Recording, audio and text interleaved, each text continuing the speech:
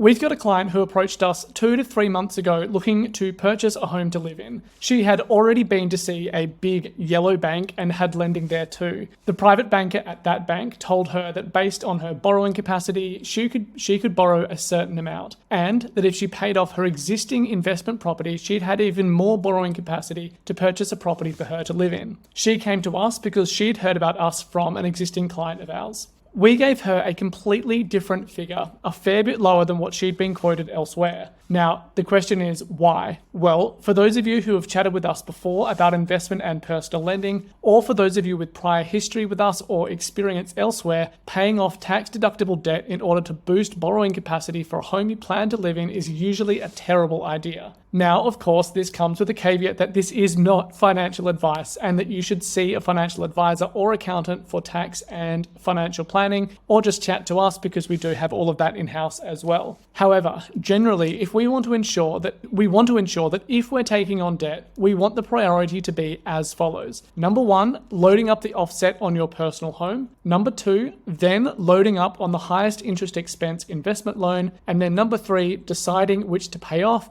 or whether to invest that money again. Of course, if you have any consumer debt, credit cards, car loans, etc., you're encouraged to pay those off as fast as you possibly can first. Back to our client. She'd figured out that the figure that she'd been given was assuming she had paid off her investment property. Reducing that debt would increase her overall borrowing limits. Terrible advice, and she's going to cost herself a fortune in lost deductions. Our solution was to use the cash-in offset, buy a home for her to live in at a slightly lower value, claim the deductions, and use the cash flow to invest elsewhere. The lesson here is that strategy and knowledge beats I went to the bank and I'm going to do what they said. Now, in next week's video, I'm going to talk a little bit further about a question that we get a lot, which is about loading up your investment property with debt that you can deduct for the purpose of buying your next home. Until next week.